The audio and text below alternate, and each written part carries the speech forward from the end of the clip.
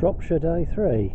I'm standing in a hayfield close to the start of today's first walk. I've decided to split today into two walks. So this morning I'm going to work my way along the bottom of Caradoc and Lawley, come back over the top of Lawley, then probably, depending on how time goes, work my way around the back of Caradoc to the Hope Bodler Hills, and then come back over the top of Caradoc, which you can just see there, and drop back down into the campsite. And this afternoon I'm thinking of going back down to Ragleth and part of the Long Mynd again.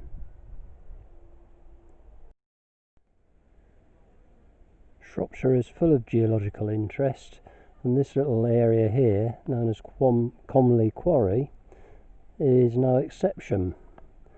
Although it looks insignificant, it's where Britain's first trilobites were found.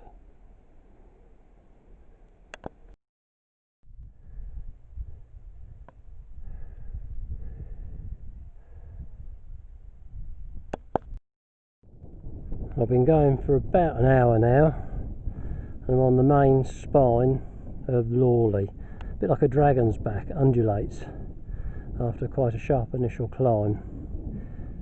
The actual peak is the one in the distance. You might just be able to see a little post on the top. Just to the right, got the Long Mynd, and just to the left, got some forest, and just beyond it, the summit.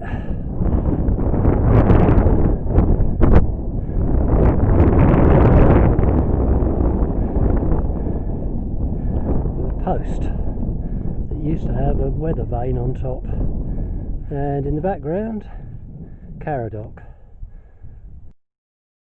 Final part of the descent on Lawley. I'm going to go around and then go over, see if I can find my way onto that bit of greenery over there called the Wilderness, and then I think I'll leave Hope Bodler till tomorrow. I'll just come round and then do Caradoc and then drop back in for lunch.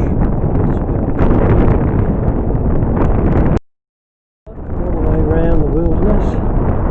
Now I'm climbing Caradoc from the east, I guess.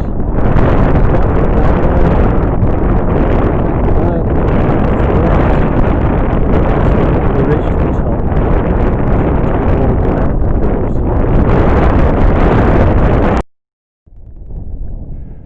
From this direction you get 3 or 4 plateaus which give you false summits and false hope. I know this is nowhere near the top yet. Here we are, summit of Caradoc. Let's do a 360. Too many people up here yet. There's the Clees just in the background. Now looking back down.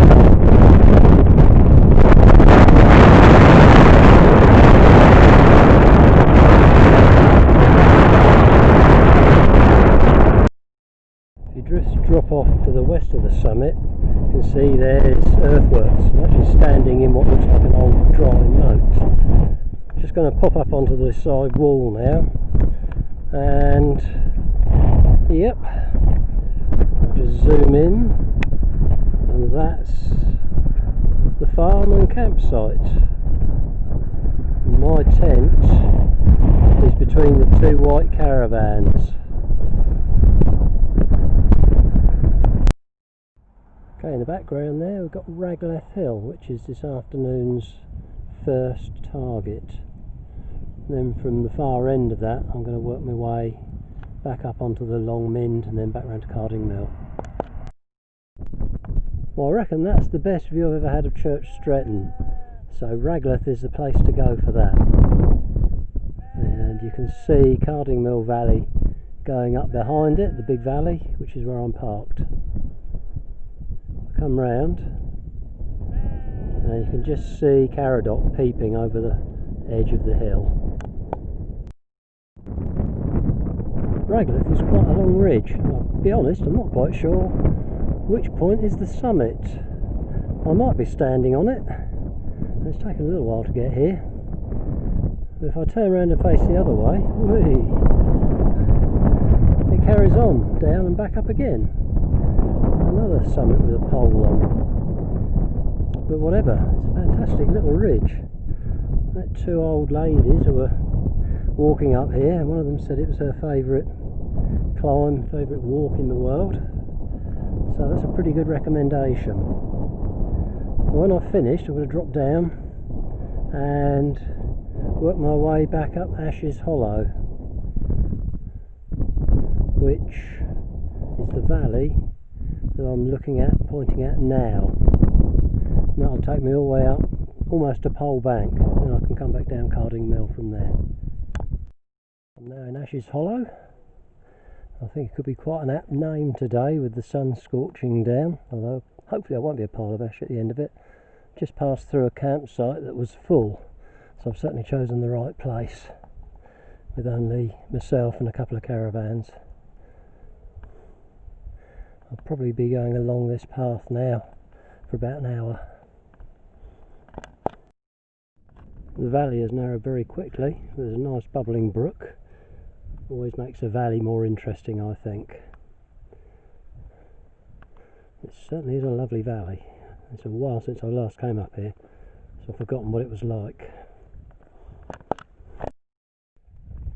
And again, in a very short space of distance, it's got a lot narrower. Still got the brook. Need to keep my eyes open. You never know, might see a dipper along here. Well, there's quite a lot of people around at the moment. Should probably keep the dippers away, but you never know your luck. Also, just starting to feel the climb kick in. I feel I'm actually making progress upwards now. Look at all the gorse. Lots and lots of yellow everywhere. And in this nice weather, it really stands out.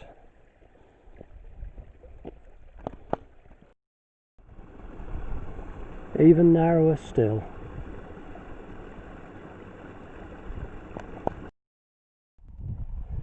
So carrying on down this path, let's have a bit of geography for a change. Super V-shaped valley, so cut by water, not ice. One for you geographers. We'll carry on down round the corner, and I suspect we'll join the main valley then, and then probably about another 15-20 minutes back to the car and the end of the walk. Well, I'm just leaving this little valley now and about to join the main Carding Mill Valley. And look at this, we've got a little permanent orienteering post. So I'll carry on down the path on the right. I think that takes me back up quite a way.